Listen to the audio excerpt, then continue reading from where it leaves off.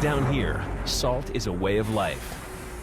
Obviously, the environment down here is all salt. The ceiling's salt, the floor is salt, the walls are salt, and to an extent, the air is salt.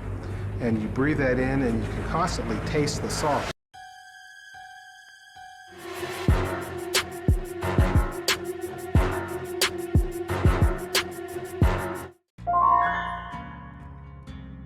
Recent trash experience. I don't know what it is or what caused it, but recently killers have been some of the most garbage, toxic, trashy, unfun playstyles I have ever experienced in this game. Pretty much every game either results in a stealth killer sitting 5 meters away from the hook camping the survivor they finally manage to catch after 5 minutes of chasing, at which point they will then tunnel them to death, or non-stealth killers doing the exact same thing but more noticeable. On top of that, they slug every chance they get, even if there isn't a single other survivor even on the same side of the map. It's just a huge waste of time. You add up the time between being slugged for the full bleed timer and hook time from being camped, you have a survivor literally having 7 minutes of time they aren't even able to play. After a certain number of games of this happening literally every game, you get fed up. I am not going to waste 7 minutes of my time because a killer decided I'm not allowed to play the game, so I'm going to disconnect. But then I get escalating disconnect penalties, because you know that's fair. A killer can waste every survivor's time and ruin the game for everyone every game, and it's a legitimate strategy. But a survivor deciding they don't want to be forced to stare at the killer's rear end for 7 minutes and bye-bye, you don't get to play for 5, 15, 30 minutes, 5 hours, 24 hours. I get yet another game with the typical teabagging BM Ghostface that sits at the hook to camp and tunnel someone to death, not actually participating in the game except for on that hook, and I slam a pallet in his face after managing to get away, and what do you know?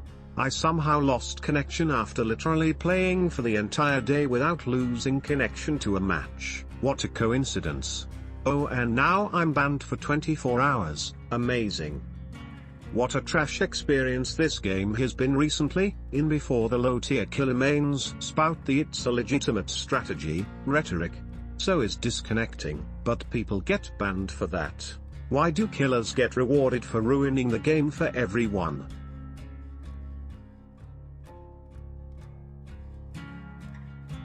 Killers are designed to kill, not to babysit.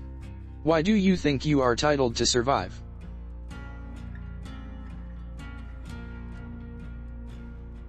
Again, if a killer is going to waste several minutes of a survivor's time, I not only expect, but I advise the survivor to disconnect.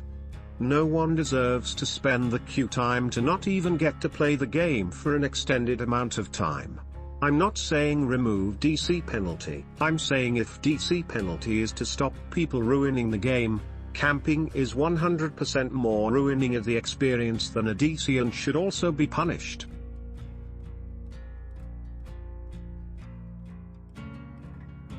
If it was possible to just not go down forehead, there would literally never be a single hook ever in any game ever. That comment is literally the stupidest thing I have ever heard, and it is said so frequently. I am not mad I got outplayed. I am not mad I got downed. I am not mad I got hooked. I am bored out of my mind that because the game has played out exactly how it is supposed to, with the survivor going down and being hooked, now all 5 players stop playing the game because the killer decides he wants me to die, or whoever he hooked to die. 90% of the games I am talking about, if I am not on the hook, I am going to try and get the killer to chase, but they see me start walking toward me, then realize, oh no, I am 3 meters away from the hook, I better turn back. This is heavy face camping, and literally uncountable, because at best you trade a hook for a hook, at which point they just camp that person. Either way, someone is going to be sacrificed and survivors have no input into that outcome. This is why I find the garbage killer mains that do camp, tunnel, and slug, comparing these things to like clicking the flashlight or bang, or SWF's warm body blocking to be so absolutely absurd, because there are countless ways to counter altruist SWF, In fact, Altruist SWF are the easiest teams to beat, easier than solo queue, because they are insanely predictable and you can usually down all 4 within seconds if you aren't completely smooth-brained. And that's literally it. The only thing survivors can do that the killer can't counter is gen rushing, and even that is easily countered with the right perks and basic understanding of gen pressure, unless it is a tournament level SWF team, which is like 1 in a million. Again, I play killer and survivor. I know what killer deals with, I know what you complain about, and I still counter it despite not even trying that hard. 9 times out of 10 I don't even use perks on killer. Altruist SWF are my favorite thing to go against because they practically throw themselves onto the hook for me.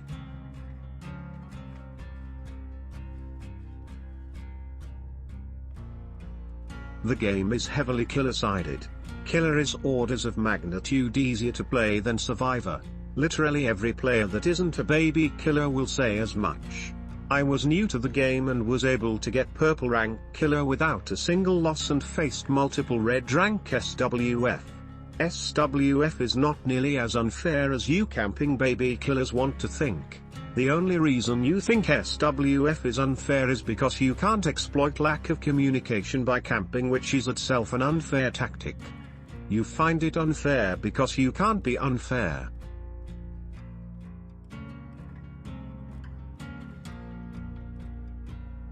No one wants to admit that killer is so easy now, and they continue to push this narrative that it is still stressful to play, after almost 5 years of constant updates in their favor.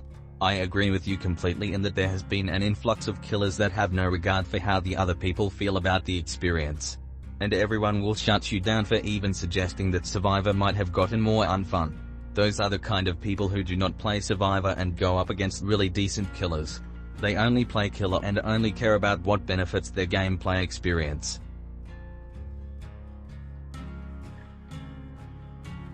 Yeah, no. Survivor has never been easier, and it shows. VSSWF, I like let survivors bleed to death. It's perfect when all 4 are bleeding and me ready to block the hatch. I know, I lose ranks and tons of points, but I don't care. I prefer the pixel's blood and the real salt.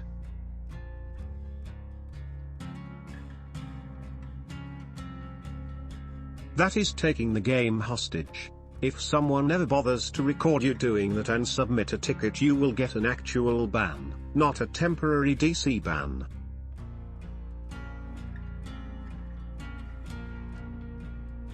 No, this isn't bannable.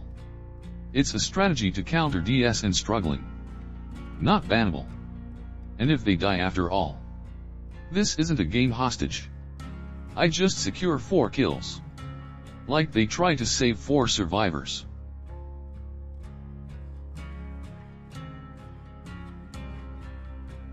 If you are actually doing what you said you do, it is bannable. DS lasts 60 seconds, bleed out lasts 5 minutes.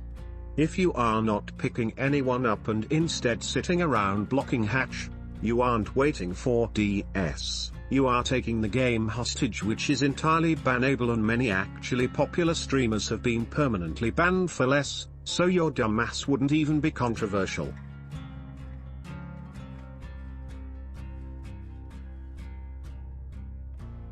"5 minutes, bleed out is 5 minutes. DS lasts 60 seconds, and that's if you downed them the moment they were unhooked. Even if it was 2 minutes, taking longer than 60 seconds to pick up is taking the game hostage.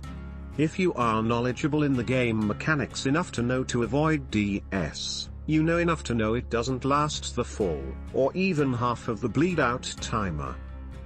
The game is being held hostage because the killer is in fact forcing the survivors to DC, because they are decidedly not ending a game they can end for an extended period of time.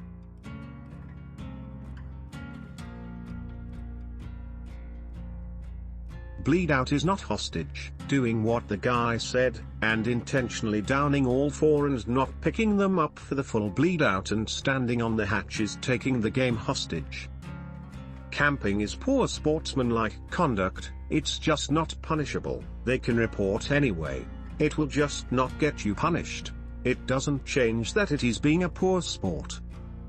If a survivor points at the locker and you ignore that survivor to get the one in the locker, you are getting help, and if you ignored them they should report the survivor, but if you check the locker you should both be reported.